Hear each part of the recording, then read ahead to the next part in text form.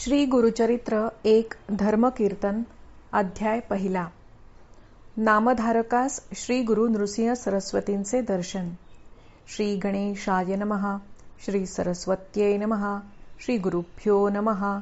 श्री कुलदेवताभ्या नमः. श्रीपाद श्रीवल्लभ श्री नृसिंह सरस्वती श्री दत्तात्रेय सद्गुरुभ्या नमः. धन्य कृष्णातीर धन्य औदुंबर जेथे गुरुवर वसतसे. धन्य तेची नर येती जे यात्रेसी जेथे गुरुवर वसतसे. अनेक जन्मांची पातके संचित नुरती संचित तीर्थ घेता. वाचिता चरित्र सद्गुरु स्वामींचे निर्मूलन भवाचे सत्य होय. नामस्मरणे ज्याच्या सद्गुरूंचे होणे व्यर्थ चिंता वाहणे संसाराची. गुरुगीती गावा भावे चित्ती ध्यावा सगुण पहावा डोळे भरी. जनार्दन म्हणे तीर्थ त्याचे पाही चारी मुक्ती दासी होती त्याच्या. हा अभंग संत एकनाथांचे सद्गुरू परमपूज्य जनार्दन स्वामी यांचा आहे. त्यांचा अधिकार दत्त संप्रदायात मोठा होता हे वेगळे सांगावयास नको. ध्यानमूलोम गुरोर्मूर्ती पूजा मूलोम गुरोः पदम मंत्रमूलोम गुरोर्वाक्यम मोक्षमूलम गुरोः कृपा. बालार्कप्रभमिन्द्रनीलजटिलं भस्मांगरागोज्ज्वलं शान्तं नादविलीनचित्तपवनं शार्दूलचर्माम्बरं. ब्रह्मज्ञैः सनकादिभिः परिवृतं सिद्धैः समाराधितं. दत्तात्रेयमुपास्महे हृदि मुदा ध्येयं सदा योगिभिः. सरस्वती गंगाधर तथा नामधारक याने एवढे नमन करून गुरुचरित्राच्या लेखनाला प्रारंभ केला आहे. यापुढे आपला प्रथम अध्यायाचा विवेचनात्मक अनुवाद सुरू होत आहे. प्रारंभी परंपरेने श्री गणेशाचे मंगलाचरण केले आहे. त्याच्या सगुण रूपाचे वर्णन केल्याने कुठलेही विघ्न बाधत नाही. त्याच्या कान हलवण्याने जो वारा उसळतो त्यानेच सर्व विघ्ने पळून जातात. कारण त्याचे कानच सुपासारखे आहेत. मुख तप्त सुवर्णासारखे आहे, कांतिमान आहे. ते म्हणतात की हे देवाधिदेवा, तुझ्या 4 हातांनी सर्व विश्वाचा सांभाळ तू करीत आहेस. सर्व कार्यारंभी देव सुद्धा तुझे पूजन करतात. सर्व शिवगणांचा तू नायक असल्याने तुला गणपती असे म्हणतात. गणपती अथर्व शीर्षात तुझ्या सगुण व निर्गुण अशा दोन्ही तत्व स्वरूपांचे वर्णन केलेले आहेच. गुरुचरित्र कथन करावे ही माझी इच्छा तू पूर्ण करावेस. तुझ्याजवळ वेद, शास्त्रे, स्मृती, पुराणे इत्यादी व 14 विद्यांचा साठा आहे. पण मी बुद्धिहीन आहे, म्हणून तू कृपा कर आणि माझा हा ग्रंथ पूर्ण कर. आता हे ब्रह्मकन्ये सरस्वती, वागीश्वरी, हंसवाहिनी, तुला माझे नमन असो. तुला नमन केल्याने ज्ञान प्राप्त होते. मला प्रसन्न हो. माझ्या वाणीवर निवास करून माझ्या या ग्रंथात प्रवेश कर आणि या गुरुचरित्राचा विस्तार कर. माझ्या गुरुच्या नावात तू सरस्वती रूपाने आहेसच. मी तुझा बालक आहे, मला सांभाळून घे. उत्पत्ती, स्थिती आणि लय यांच्या अधिष्ठानाच्या देवता म्हणजे ब्रह्मा, विष्णू, महेश. 4 मुखे असणारा ब्रह्मदेव म्हणजे वेदांचा प्रवर्तक. त्याचे चरणी माझे नमन. ज्ञानाचे उगमस्थान वेद, ते ज्ञान मला त्याने द्यावे. सकल देवांचा देवाधिदेव तो हा विष्णू, लक्ष्मीचा पती, क्षीरसागरी शयन करणारा. हाच नृसिंह नरहरीचा मूळ पुरुष. शंख, चक्र, गदा, पद्म धारण करणारा चतुर्भुज मुरारी. पीतांबर आणि वैजयंती धारण करणारा पद्मनाभ. देवा, माझी सत्वबुद्धी सतत जागृत ठेवून या तुझ्या गुरुतत्वी माझी मती स्थिर ठेव. तुला अनन्य भावाने मी वंदन करतो. आता हा सरस्वती गंगाधर शिवाला वंदन करतो. तो म्हणतो, प्रसंगी 5 मुखे धारण करणारा हा पंचास्य रुद्र, कल्पांती सर्व विश्वाचा संहार करणारा हा महादेव, याची अर्धांगी शक्तिरूप असणारी जगन्माता पार्वती आहे.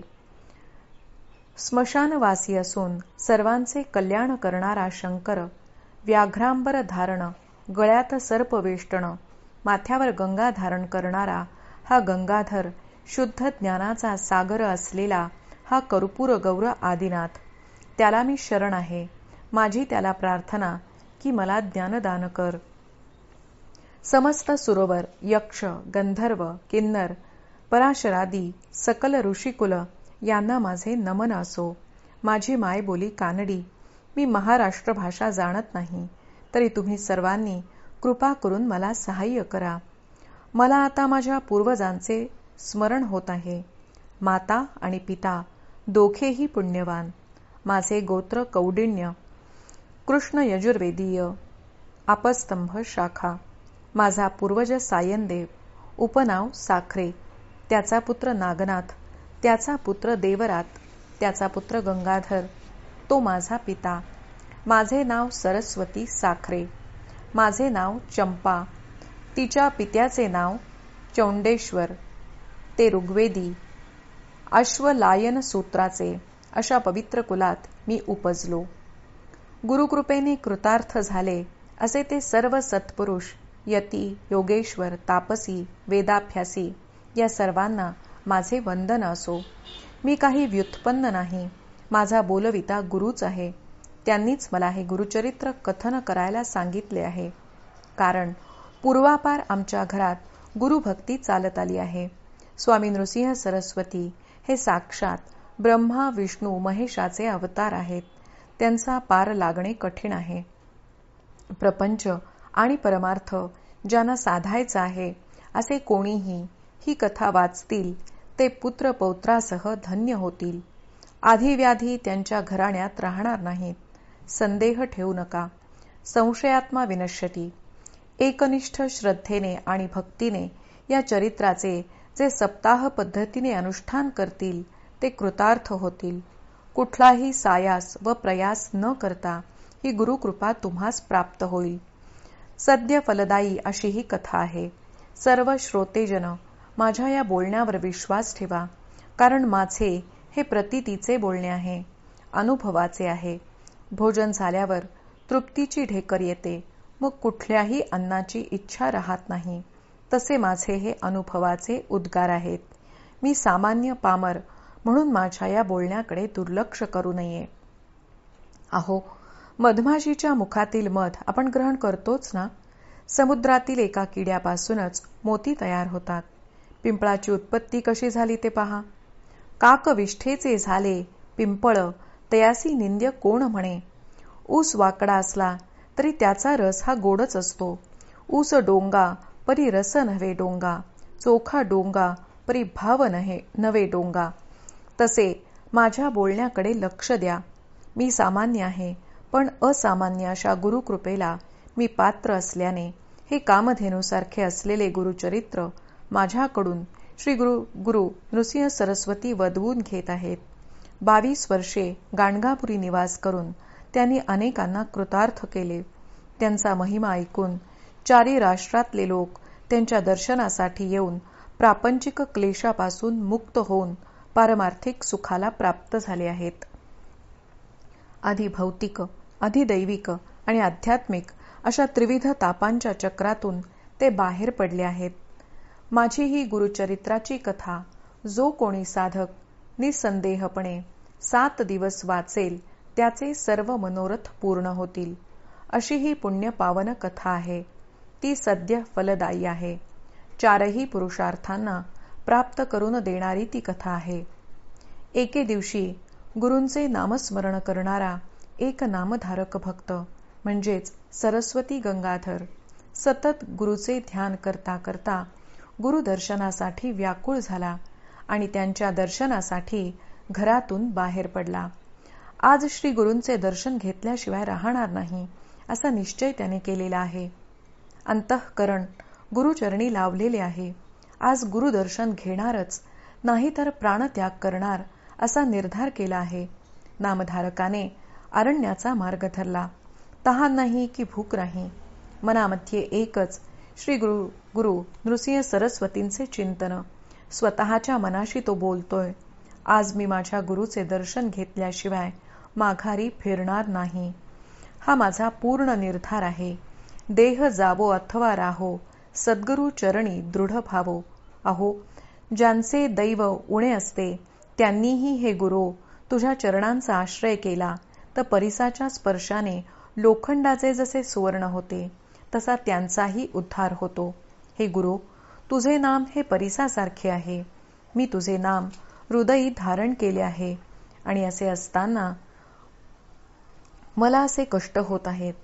हे भक्त काजकल्पद्रुमा, हे सद्गुरो नृसिंह यतिराया, मला तू भेटू नयेस याची लाज कोणाला? तरी माझ्या बोलाचा राग न मानावा. मला दर्शन दे. तुझ्या विरहाने मी अतिशय व्याकुळ झालो आहे.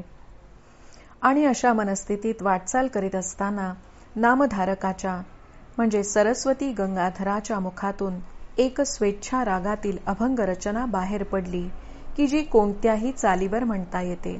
यातील प्रत्येक कडव्यास 4 चरण असतात आणि अगोदरच्या कडव्यातील 4थ्या चरणातील शब्दांनी पुढच्या कडव्याची सुरुवात होते आणि नीट अर्थही साधला जातो. या अभंगात श्री गुरूंची सुंदर स्तुती आहे. या स्तुतीप्रद अभंगात प्रथम पार्वती कुमार गणरायाला वंदन करून शारदेचे स्मरण केले आहे. गुरुतत्व हे कालातीत आहे. मंत्रो गुरुः असे वेदच उच्च रवाने सांगत आहेत. कलियुगात तर गुरुची आवश्यकता आहेच. नामधारक म्हणतो, या युगात तर गुरु म्हणून साक्षात दत्तात्रेयांचे पूर्ण अवतार असे गुरु नृसिंह सरस्वतीच प्रसिद्ध आहेत. भक्तांच्या जीवनाचा हा सूत्रधार असून कृपेचा सागर आहे. सत्व रज तमयुक्त असे त्रिगुणात्मक विष्णू ब्रह्मा महेश्वरांचे सर्व सामर्थ्य एका ठिकाणी असलेले हे यतिवर्य आहेत. हे दयानिधे यतिश्रेष्ठा, मी तुला विनवतो, भक्तिभाव म्हणजे काय हे मला कळत नाही. अंतःकरण स्थिर राहत नाही. तू कृपेचा सागर आहेस. ज्याप्रमाणे बाळासाठी माता वेगाने धाव घेते त्याप्रमाणे माझ्यासाठी तू धाव घे. आमच्या कुळाची कुलदेवता तूच आहेस.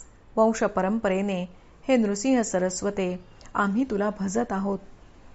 भक्ती दैन्यावस्थ असा मी, मला भावभक्ती संपन्न कर आणि कष्टातून माझी सुटका कर. तू कृपा सिंधू आहेस. त्रयमूर्तींचा तू अवतार आहेस. संपूर्ण विश्वाचे तू पालन करणारा आहेस. सर्व देवतांचा तू दाता आहेस. तुझ्या वाचून मी कोणाजवळ काय मागू? तू सर्वज्ञ आहेस असे सर्व पुराणे सांगतात, पण मला तरी असा अनुभव येत नाही. नामधारक पुढे म्हणतो, तुला जाणणारा या भूमीवर कोण आहे? जो तुला जाणतो तो सर्वज्ञ आहे. तान्हे बाळ आपल्या आईबापाला जाणते का? तुला मी काही दिल्या वाचून तू मला काही देणार नाहीस असा विचार तर तुझ्या मनात नाही ना? सर्व पृथ्वीचे राज्य बळीने तुला दिले. तू त्याला पाताळात पाठवलेस हे ठीक आहे. सुवर्णाची लंका तू विभीषणाला दिलीस, पण त्याने पूर्वी कुणाला लंका दिली होती का? तेही असू देत, पण ध्रुवाला तू आढळपदी बैसवलेस तर त्याने तुला काय दिले होते बरे? अन्यायी राजांना नाहीसे करून परशुराम अवतारात तू ब्राह्मणांना या पृथ्वीचे दान दिलेस. त्यांनी आधी तुला काही दिले होते का? पण माझ्याकडून मात्र अपेक्षा करीत आहेस. सर्व विश्वाचा तू पोशिंदा आहेस. तुझी गृहस्वामिनी साक्षात महालक्ष्मी आहे. तुझा कोषाध्यक्ष वैश्रवण कुबेर असताना माझ्याकडून तू कसली अपेक्षा करीत आहेस? मी तर एक दुर्बल मक्षिका आहे. मातेच्या मांडीवर बसून स्तन्यासाठी बाळ मुख पसरते तेव्हा आई त्याच्याकडून काही अपेक्षा करते का? मग तू तर माझी आई आहेस. मग माझ्याकडून तुझी काय अपेक्षा असणार? हे गुरु माऊली, तुला मी काय देऊ ते सांग. हे गुरु, एकीकडे तुम्ही स्वतःला दयानिधी म्हणवता आणि दुसरीकडे आम्ही काही दिले तरच तुम्ही आम्हास देणार असे असले तर लोकांनी काय समजावे? बरं, तुम्ही आम्हास काही देऊ शकत नाही असे म्हणाल तर या 14 भुवनांचे दाते तर तुम्हीच आहात. घेशी तेव्हा देशी ऐसा अससी उदार. नामदेव, मी तुमची काही सेवा केली नाही म्हणून तुम्ही मला काही देणार नाही असे असेल तर मला ते मान्य नाही. काय असेल ते दाम घेऊन काम करणे हा प्रकार व्यवहारात नेहमीच चालतो, पण दाम घेऊन काम करणाऱ्याचा कधी लौकिक होत नसतो. मेघ वर्षाव करून तळी विहिरी पाण्याने भरून टाकतो, तेव्हा तो मेघ कोणाकडून सेवेची अपेक्षा करतो का? तेव्हा माझ्याकडून सेवेची अपेक्षा कराल तर तुमची दयानिधी ही कीर्ती राहणार नाही. बरे, तुझी सेवा कशी करावी हे समजत नाही. मन स्थिर राहत नाही. वंशोवंशी आम्ही तुझे दास आहोत. माझ्या पूर्वजांनी तुझी सेवा केली. तुझ्या चरणी या सेवेचा साठा झाला आहे. माझ्या पिताश्रींनी तुमची भक्ती केली आहे. मी त्यांचा पुत्र आहे. माझा प्रतिपाळ आता तुम्ही करावा, अशी मी तुमचे चरणी प्रार्थना करीत आहे. माझ्या पूर्वजांनी तुम्हाला अगणित भक्तिधन अर्पित केले आहे.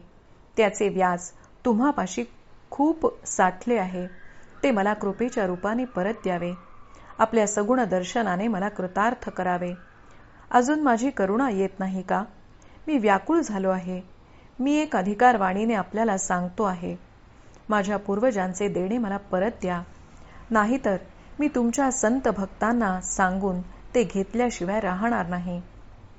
आता माझे पूर्वजांचे देणे जर तुम्ही देणार नसाल तर मी तुमचे जे भक्त आहेत त्यांच्याकडे जाऊन तुमच्या विरुद्ध तक्रार करून माझे देणे मागून घेईनच.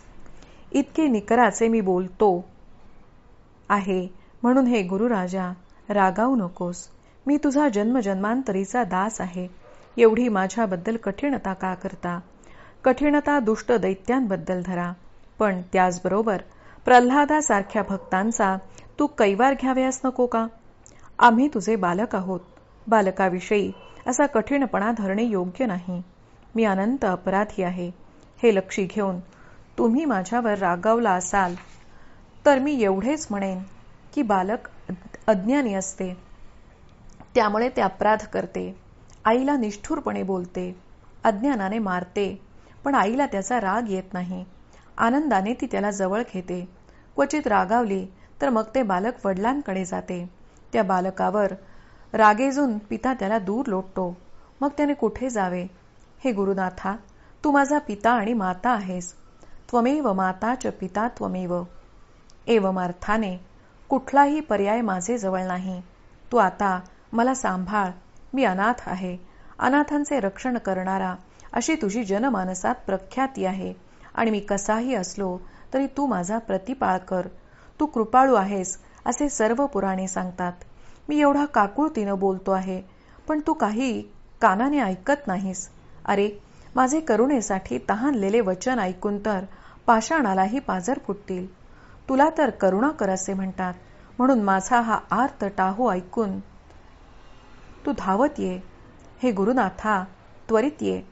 सरस्वती गंगाधर म्हणजेच नामधारकाची ही हृदयापासून आलेली हाक श्री गुरु नृसिंह सरस्वतींच्या कानी पडली आणि ते नामधारकासमोर प्रकट झाले. त्यांना पाहताच, त्यांचे साक्षात दर्शन होताच नामधारक क्षणभर देहभान विसरलाच. त्यातून सावध झाल्यावर गुरूंच्या चरणावर त्याने मस्तक ठेवले. आनंदाश्रूंनी श्री गुरूंचे चरण भिजले. डोळे भरून त्याने ती सगुण साकार गुरुमूर्ती नेत्रात साठवली. हृदय मंदिरात ती स्थिर केली. भाग गेला, क्षीण गेला अशी त्याची स्थिती झाली. चित्त आनंद भरित झाले. आत्यंतिक दुःखाची निवृत्ती आणि आत्यंतिक सुखाची प्राप्ती म्हणजे काय याचा अनुभव नामधारकाला आला. पण इतक्यात गुरुमूर्ती लगेच अदृश्य झाली.